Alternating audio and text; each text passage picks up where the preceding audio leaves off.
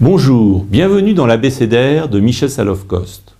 Dans ce DVD, j'explique les concepts clés qui ont structuré l'ensemble de mon travail.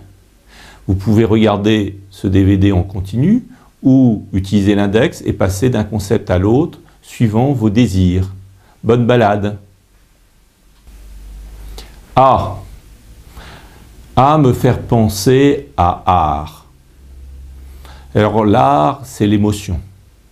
C'est l'espace du sentiment. Au fond, qu'est-ce qu'on essaye d'exprimer dans l'art à travers des formes, des couleurs, des matières, des sons, des odeurs? C'est retranscrire une émotion.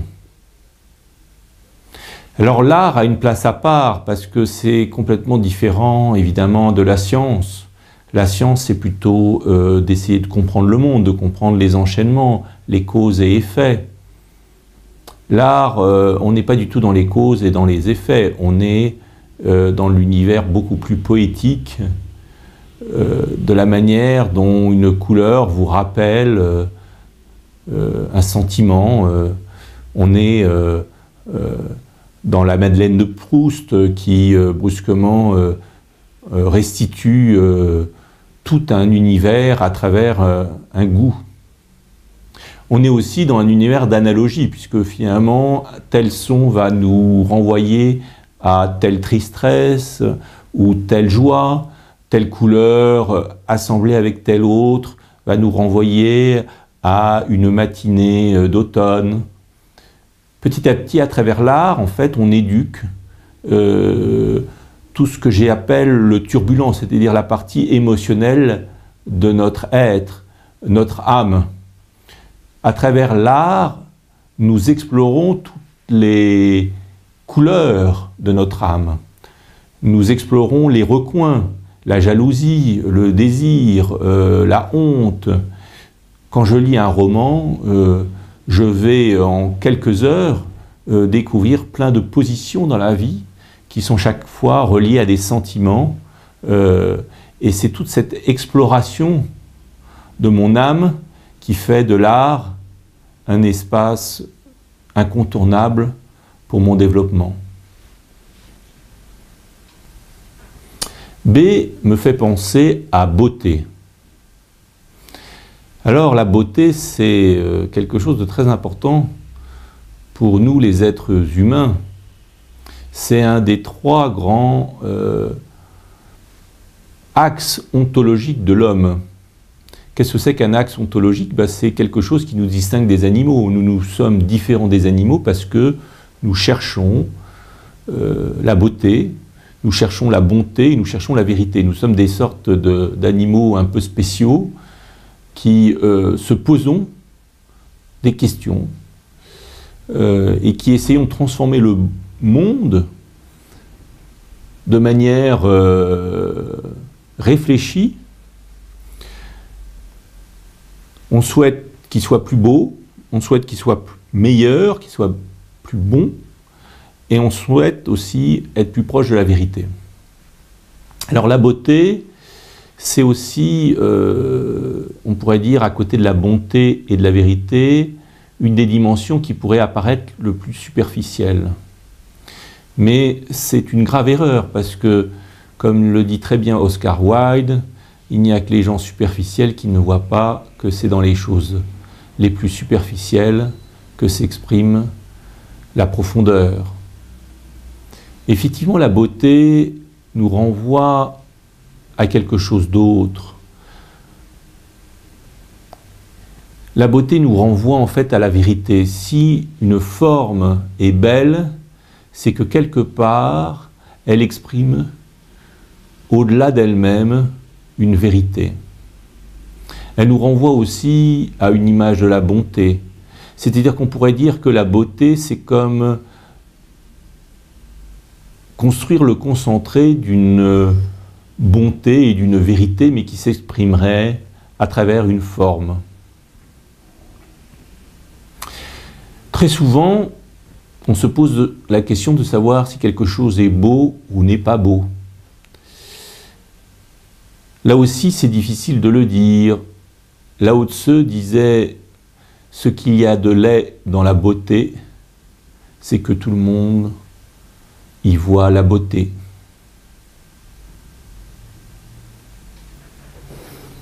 C. Alors C, ça me fait penser à la communication. Alors la communication, c'est pas évident. C'est le cas de le dire.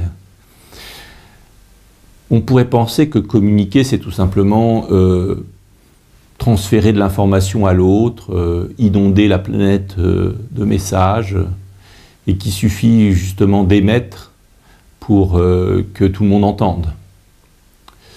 Il y a simplement un petit problème, c'est que les recherches en communication que nous avons faites depuis des années, parce que nous sommes passionnés par ces questions de communication, montrent que l'émetteur, s'il croit que le récepteur reçoit à 100%, se trompe profondément. En fait, le récepteur reçoit 10, 20% de ce qui est émis. Au moment où je vous parle, quel est vraiment ce que vous entendez de ce que je suis en train de vous dire? J'ai sûrement l'impression, à travers cet écran, que vous me comprenez complètement. Mais cela n'est pas sans doute juste. Seule une toute petite partie de mon message passe à travers l'écran. Cela dépend de vos valeurs, de votre système de représentation du monde, s'il recoupe plus ou moins le mien. Évidemment, si nous étions identiques, sans doute comprendriez-vous tout ce que je raconte. Mais comme vous avez un système de représentation, des valeurs complètement différentes des miennes, sans doute, et d'autant plus différentes que vous venez d'une autre culture, eh bien à ce moment-là, mon message ne passe plus qu'à 10, 20, 30%. Et là aussi, l'autre grande erreur, c'est de croire que c'est mes mots qui comptent, puisque sans doute, là aussi, ce que vous allez regarder, ce que vous allez entendre, c'est plutôt la manière dont mon corps bouge ou ne bouge pas. Et donc dans la communication, il faut faire toujours très attention à la fois de bien comprendre ou d'essayer de mesurer ou d'anticiper la part de ce qu'on va pouvoir faire passer, et d'autre part savoir que dans ce que l'on va faire passer, il y a aussi beaucoup de non-dits, beaucoup de choses qui sont liées à la posture, à l'intonation de la voix, à tous ces éléments qu'on aurait tendance à ne pas prendre en compte.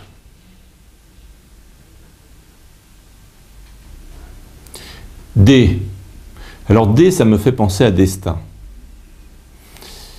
Le destin, c'est quelque chose d'important parce que je crois que c'est relié à une idée tout à fait fondamentale, qui est l'idée de singularité. Nous avons des destins, nous avons chacun un destin parce que nous sommes singuliers. Et nous sommes singuliers jusqu'au bout des doigts, puisque chacune de nos empreintes est différente. Cette singularité, elle est très importante parce que c'est tout simplement le meilleur qu'on puisse apporter au monde, puisque c'est ce que personne d'autre ne peut apporter. Mais vouloir et accepter de vivre son destin, vouloir vivre son destin et accepter de le vivre, ça implique de sortir du mimétisme. Et le mimétisme, c'est tout de même une habitude sociale très importante qui nous aide à nous améliorer. On copie nos parents, on copie nos professeurs pour petit à petit acquérir une certaine dextérité dans plein de domaines, et c'est utile.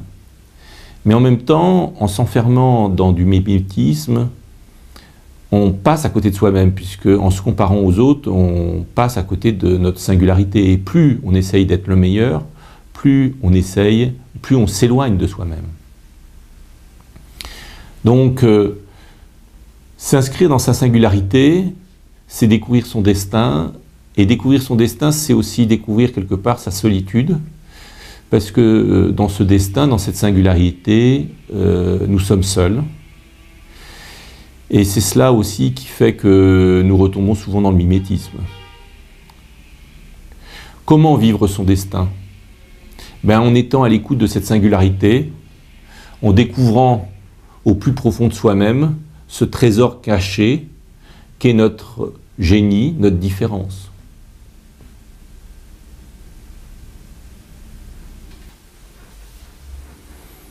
Alors, E, ça me fait penser à éternel. L'éternité, c'est différent de l'intemporalité. L'éternité, c'est l'espace du turbulent, c'est l'espace de l'art. Quand vous regardez une œuvre d'art ou quand vous tombez amoureux, par exemple, brusquement, le temps change, le rapport au temps change. Vous avez l'impression que les minutes s'allongent, ou plutôt que le temps, tout simplement, devient éternel. Vous écoutez une musique et puis brusquement tout s'arrête quelque part.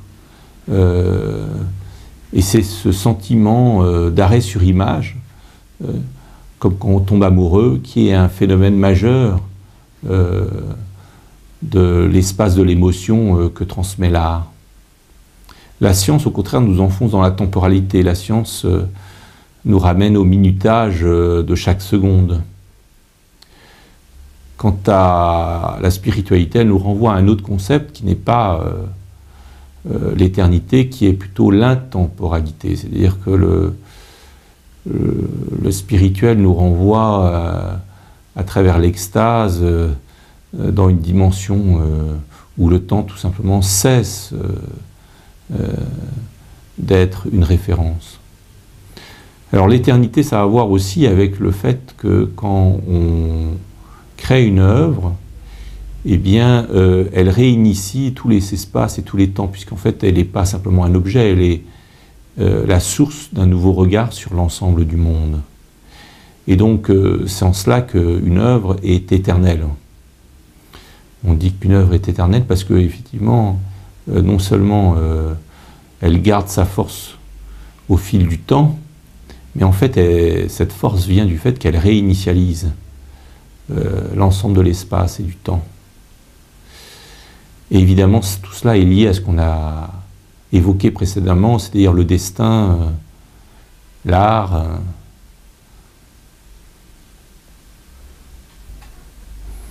F. Alors F me fait penser à fantasme. Alors un fantasme, c'est intéressant parce qu'un fantasme, ça nous relie justement quelque part avec notre turbulent, avec nos émotions, avec l'art. Je crois que c'est très important d'être à l'écoute de ces fantasmes. Les fantasmes, c'est une source d'énergie extraordinaire. Alors ça peut être à travers ses rêves, par exemple, à l'écoute de ses rêves. Freud a montré combien, à travers les rêves, et en essayant de les interpréter, on pouvait reprendre contact avec notre inconscient. Et effectivement, ce travail sur l'inconscient, c'est un élément très important qui fait que petit à petit, l'individu se réharmonise, puisque petit à petit, en mettant en contact notre conscient avec notre inconscient, petit à petit, on retrouve une sorte de congruence qui fait que la vie devient beaucoup plus intéressante. Elle devient plus vraie, mais elle devient aussi beaucoup plus intéressante, beaucoup plus fantasmatique, dans le sens où le destin se met à sortir son nez et qu'on commence à découvrir ses singularités, on découvre des chemins inattendus. Donc je crois que par rapport au fantasme, il y a deux choses qu'il faut éviter. La première chose, c'est de ne pas être à l'écoute de ces fantasmes, parce qu'à ce moment-là, on s'enferme dans une sorte de formalisme et de vie ennuyeuse, rationnelle et sans chair, sans profondeur, sans art, sans émotion. Et puis d'un autre côté, c'est de prendre les fantasmes au premier degré, parce que à ce moment-là, on s'enferme dans une sorte de poursuite un peu superficielle de désirs évanescents qui ne mènent pas très loin. Par contre, essayer de travailler ces fantasmes et essayer de comprendre qu'est-ce qu'il y a derrière ces fantasmes, c'est commencer à dérouler la pelote qui nous mène à des singularités tout à fait passionnantes et à notre génie. Il n'y a pas de génie sans fantasme. G. Alors G, ça me fait penser à génie. C'est des idées que j'ai beaucoup creusées, parce que ça touche à ce qu'on a déjà bien exploré, c'est-à-dire toute la question de la singularité. Évidemment, dans le concept de génie, il ne faut pas relier le génie à une sorte de caractéristique très très particulière qui toucherait qu'une minorité d'êtres humains et les positionnerait en surhomme, comme on a essayé parfois de le faire dire à Nietzsche.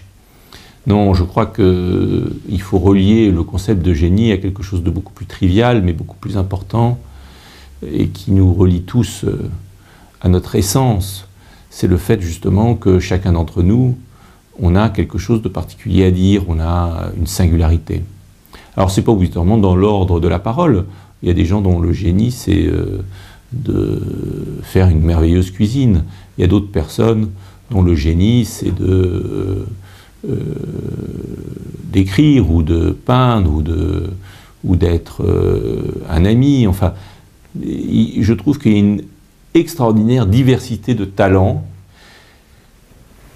Et ce qui est très étonnant, c'est de voir comment, en même temps, très souvent, chacun d'entre nous, on passe à côté de notre génie, tout simplement parce que justement, comme c'est la partie la plus facile de nous-mêmes, celle qu'on a tendance à développer avec le plus d'aisance, bon, on se dit, bah, ça c'est facile, donc concentrons-nous sur ce que je fais mal, et on ne fait pas assez attention à ces parties où on est très dans notre génie, où on est dans notre aisance. Donc mon conseil, en quelque sorte, c'est soyez attentifs à ce que vous faites facilement et essayez de découvrir derrière en quoi cela révèle votre génie, votre singularité.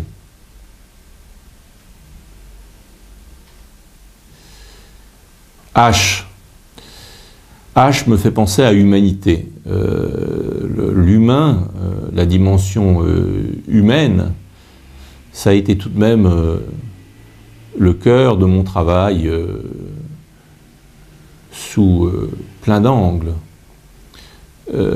Alors à travers l'art, à travers la science, à travers la spiritualité, tout ça c'est lié à l'homme, c'est lié à cet animal spécial qui se met à chercher, à se poser des questions, à explorer le monde. Et ce que j'ai beaucoup défendu dans mon œuvre, enfin dans mon travail d'écriture, mais aussi de peintre et à travers toute ma vie, c'est le droit des êtres humains à être humains.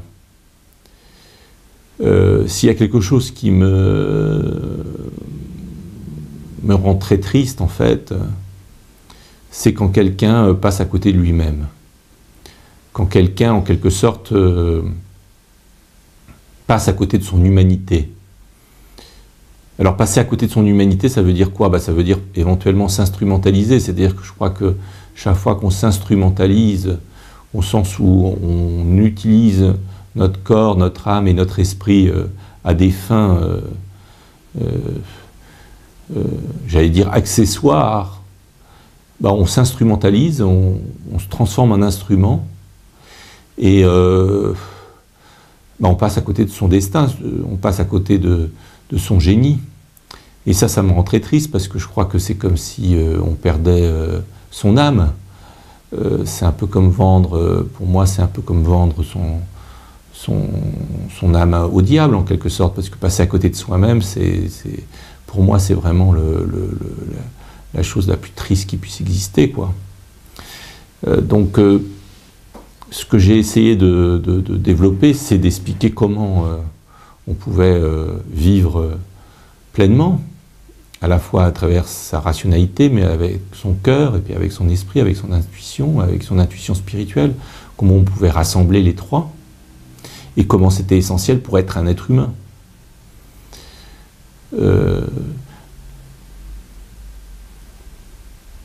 Voilà à quoi ça me fait penser, cette question de l'humain. J. Alors J, ça me fait penser à je. I. I fait penser à intuition. Alors on a déjà commencé à en parler de l'intuition. Je crois que l'intuition, c'est ce qui nous relie justement à notre génie, à notre destin.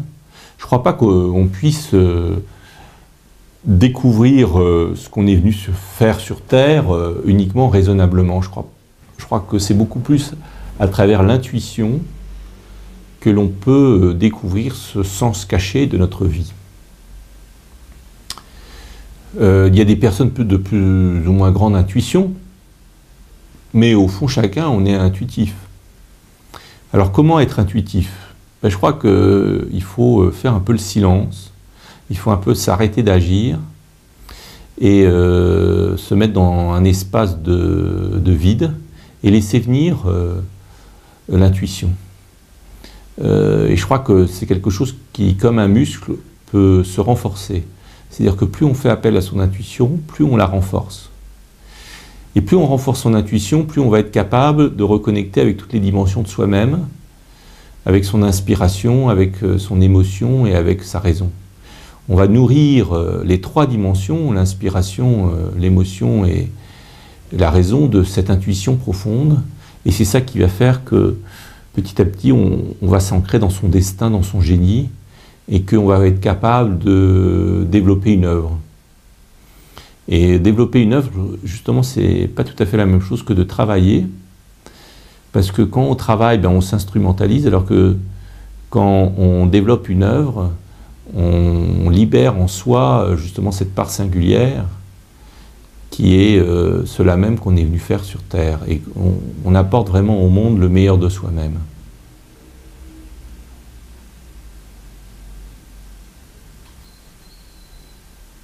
J, cela me fait penser à jouer, au jeu, J-E-U. Pourquoi jouer me paraît extrêmement important, quelque chose d'extrêmement sérieux, en fait. C'est parce que une vie qui s'inscrit dans son destin, c'est une vie qui se joue. Je ne crois pas que être sérieux nous mène bien loin. Être sérieux, c'est s'enfermer au sens strict dans la rationalité pure, et je crois que ça ne nous mène pas bien loin. Et si on a envie de découvrir son destin et de vivre sa vie dans toute l'ampleur de son destin, il faut découvrir la dimension du jeu. Alors, évidemment, je pourrais jouer sur les mots et dire que, évidemment, découvrir son destin, c'est découvrir aussi J-E. C'est aussi accepter de parler à la première personne, bien sûr. Mais c'est aussi jeu au sens où on va jouer sa vie. Et je crois que là, il y a des très beaux textes de Nietzsche là-dessus où il fait le lien entre le destin, le fait de jouer avec les dés et le fait que les nombres qui sortent nous renvoient fatidiquement à une ligne d'horizon où se joue notre vie et notre mort. Alors il y a l'aspect jouer au dé, jouer sa vie, effectivement, suivre son intuition, souvent c'est prendre le risque d'un pile ou face. Mais il y a aussi, et ça c'est aussi très important, le fait de découvrir le jeu, c'est-à-dire de s'amuser, de faire que l'ensemble de sa vie se transforme dans un jeu. Et ça, je crois que c'est très très important, parce que c'est à la fois le signe qu'on est bien inscrit dans son destin, parce que je crois que à mesure qu'on se rapproche de son destin, la vie devient vraiment un fantastique jeu. Ça devient très très amusant, à contrario d'ailleurs du fait contraire, qui est lorsqu'on est loin de son destin, ça devient très très ennuyeux. Donc c'est aussi une bonne manière de savoir si on est loin de son destin ou proche de ce destin, parce que quand on s'ennuie, en général, c'est qu'on est un peu loin, c'est qu'on a commencé à se déconnecter de soi-même.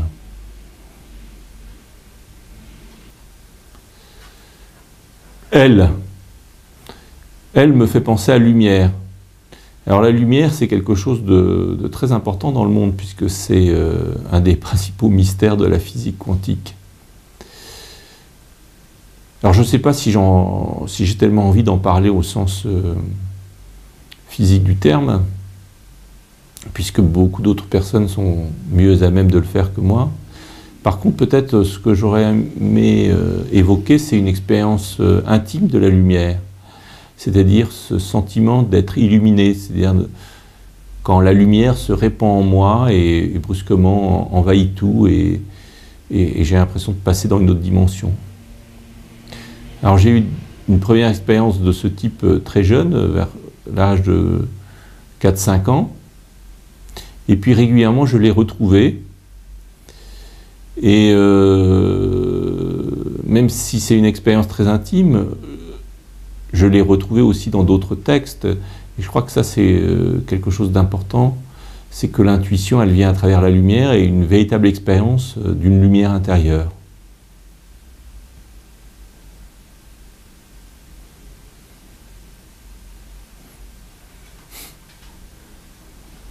M. M me fait penser à mutation. Alors, pourquoi mutation? Parce qu'en fait, je me suis beaucoup intéressé à la question de la transformation de l'humanité, de l'être humain, à travers les siècles.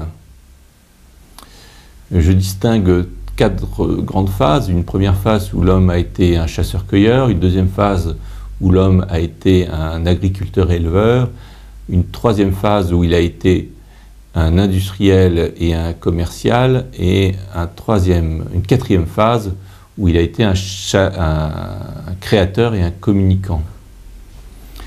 L'ère de la création et de la communication.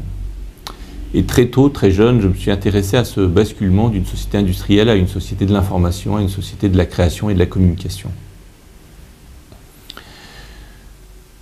Et je crois qu'effectivement, derrière cette question, il y a une mutation très profonde de la nature même de l'identité humaine.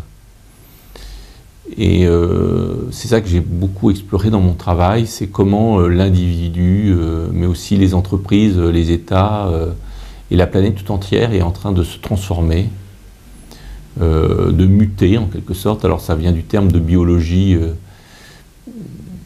en biologie, une mutation, c'est une transformation profonde, par exemple à partir du code génétique. Mais je crois que c'est quelque chose un peu de ce type, sauf que ce n'est pas le code génétique qui mute, c'est nos cultures, qui sont en quelque sorte le code génétique de nos sociétés. Et effectivement, nos identités sont touchées en profondeur par cette transformation.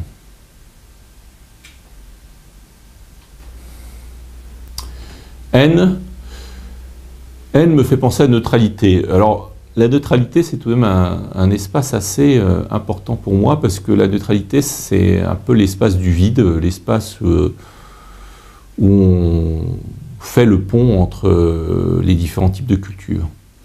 Tout au long de mon travail, je me suis posé beaucoup la question de comment passer d'une culture à l'autre.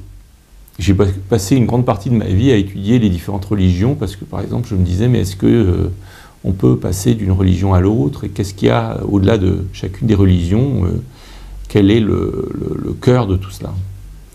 Donc l'idée d'une neutralité culturelle m'intéresse, non pas du tout pour détruire la singularité de chaque culture, au contraire, parce que je crois que chaque culture est singulière, et chaque culture dans sa singularité a une richesse très très profonde.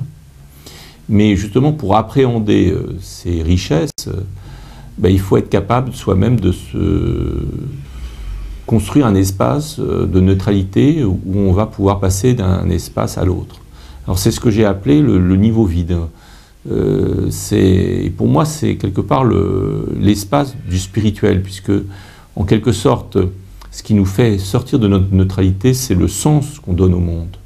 Et en même temps, la recherche du sens est au cœur du processus spirituel. Et en même temps, à partir du moment où j'ai donné un sens, eh bien justement, je m'enferme dans une forme, dans une logique qui m'empêche de m'ouvrir à l'altérité.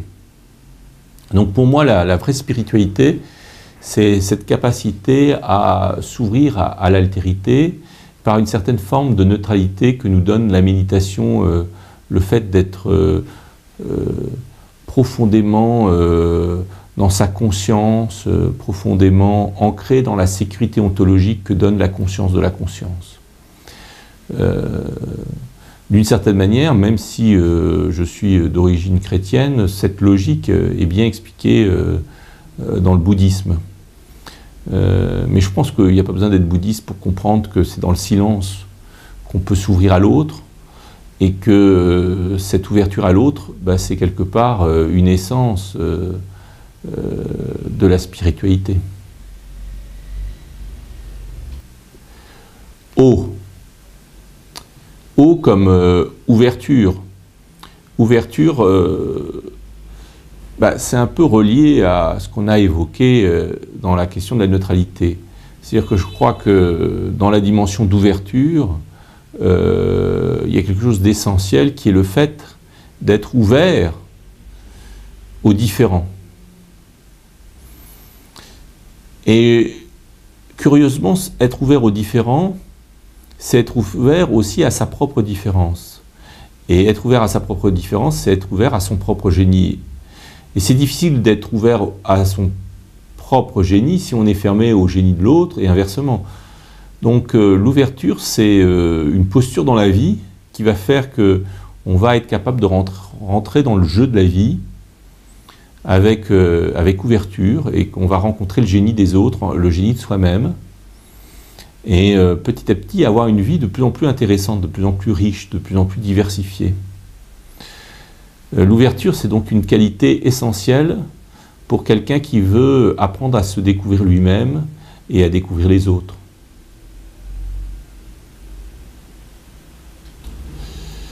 P. P me fait penser à profondeur. Ça pourrait être aussi pauvre, mais l'un et l'autre est d'ailleurs relié en fait, parce que je crois que ce qui fait qu'on peut accéder à une certaine profondeur, c'est une certaine pauvreté. En fait, le fait d'être riche ou d'être occupé par une multitude d'objets extérieurs à nous-mêmes nous ramène vers la superficialité du monde. Et accéder à une profondeur, et je crois que accéder à une profondeur est essentiel justement pour découvrir son génie, sa singularité. Mais accéder à cette profondeur, ça implique quelque part de se détacher et de se laisser tomber vers l'essence de soi-même. C'est aussi découvrir la puissance du silence. Je crois qu'on n'est jamais autant soi-même qu'au fond du désert. J'ai fait d'ailleurs un séminaire dans le désert à la recherche de soi, et le désert est régulièrement utilisé au cours des siècles dans cette perspective. Et je crois qu'effectivement, en se dénudant, en étant pauvre, eh bien, on rejoint une certaine profondeur. Alors, ça ne veut pas dire obligatoirement qu'on n'ait plus rien. Ça peut être aussi une capacité à être pauvre en esprit, à être simple. Et je crois qu'à travers la simplicité, on retrouve l'essence, et à travers l'essence, on retrouve son génie, sa singularité.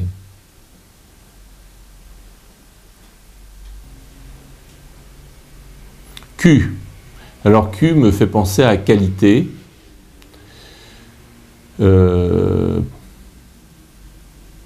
Pourquoi la qualité c'est important, et qu'est-ce que c'est que la qualité? Alors il y a une qualité qui est liée à la quantité, une qualité qui consiste à se comparer aux autres. Est-ce que je suis le meilleur? À quel niveau de qualité je suis?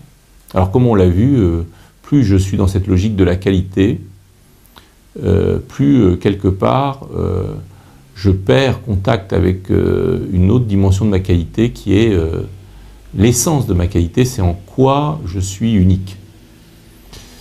Donc vous voyez deux termes, deux manières différentes de considérer la qualité, soit sous une forme d'excellence, c'est-à-dire qu'à ce moment-là, être quelqu'un de qualité, c'est tout simplement être le meilleur, et un autre sens beaucoup plus subtil, beaucoup plus profond, qui rattache la question de la qualité à la question de l'essence. Et à ce moment-là, la question devient, est-ce que j'ai été capable de repérer en moi les qualités essentielles qui font que justement je suis différent des autres. Et un homme de qualité, ben, c'est un homme qui va savoir justement s'inscrire dans son génie, dans sa singularité, sortir de l'instrumentalisation de soi-même et s'inscrire dans sa totalité. Et c'est ce que j'appelle la qualité au sens profond du terme.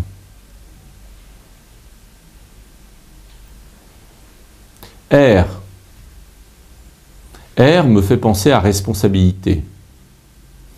Alors la question de la responsabilité, c'est tout de même une vieille histoire, mais peut-être je peux évoquer comment ça fait sens dans mon travail. Moi, je crois que la première des responsabilités, c'est celle du sens, en fait. C'est la question du sens qu'on donne à sa vie, parce qu'au fond, être responsable ou être irresponsable, c'est déjà identifier en face de qui on est responsable, en face de quel sens, en face de quelle représentation du monde. En fait, en face